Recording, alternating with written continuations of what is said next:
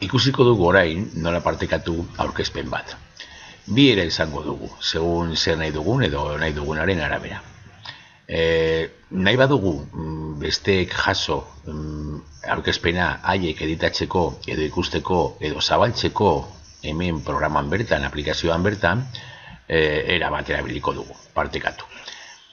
Baina nahi duguna baldin bada bakarrik ikustea, haiek ikustea aurkezpena, hori aurkezpen bat moduan zabaldu gabe eta web horri batean jartzea edo site batean jartzea, beste mota bat erabiliko dugu. Izango da argitaratu sarea.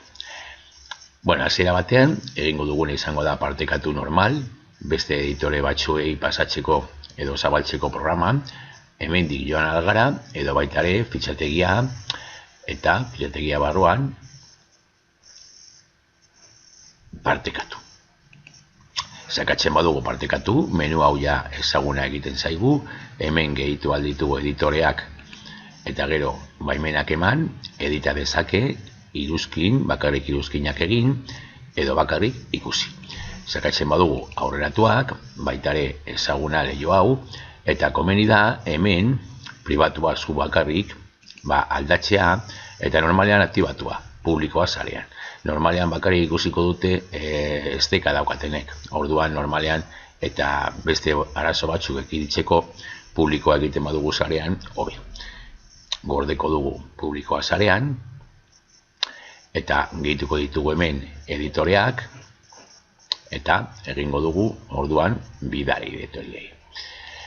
Ikusten duzuenez hemen agertu da partekatzeko esteka bat.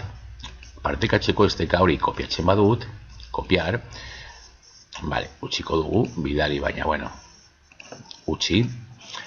Eta esteka hori jartzen badut leihoan, ikusiko dugu nola zabaltzen den aplikazioa, eta hemen momentu batean noski, hurrengoak edo beste editoreak editatu aldu edo ikusi segun zein baimen eman diogu.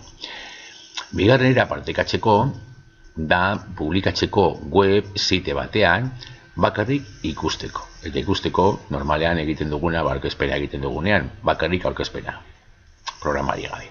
Horretarako egingo dugu argitaratu sarean, eta gertuko zaigu mezu bat. Nola partekatu aldugu, era horretan, esteka baten bidez, betiko esteka bat edo kapsulatu. Kapsulatuarekin jasoko dugu kode bat, kode hori gero txertatuko dugu site batean, blog batean edo web batean, eta hor bertan txertaturik ikusiko da.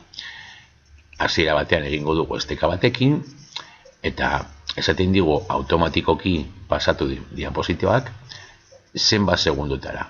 3 segundutara pasatu, 5, 10 segundutara pasatuko dira automatikoki diapositibak. Eta hemen bagoago bi aukera, ekin diapositiba aurkezpenari erreproduzi gailuan kargatu bezailazte, hori da hastea hasi bezailazte, eta berrekin aurkezpenari azken diapositibara iristean. Amaitzen bada aurkezpena edo berriro hastea. Egingo dugu argitaratu, aceptar baietz, hemen esteka bat jasotzen dugu, berriro, kopiatuko dugu esteka hau, esteka hori emango diogu mezu baten bidez edo bestera batean persona bati, eta noski itxastean eta joaten denean esteka horretara, orain ez da zabaltzen programa, aplikazioa, baizik eta bakarrik zabaltzen dela aurkezpena. Hortik aurrera joan alda pasatzen elementuak eta ikusi, baina bakarrik ikusi. Orain egiten badugu kapsulatu, era, hemen ikusiko dugu tamaina, zein tamainarekin bidali nahi diogun aurkezpena, berdin 3 segundu eta bar, beste bi aukera baita ere berdinak, eta hemen daukagu kopiatzeko sakatu kodea. Kode hau gero site batean txertatuko dugu, eta bertan, sitean bertan, agertuko zaigu aurkezpena.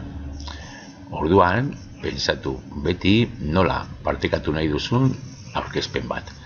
Partekatu nahi baduzu, besteek ere parte hartzeko editatzen, aldatzen eta bar, erabiliko dugu partekatu era normala eta emango diegu baimena editoreak.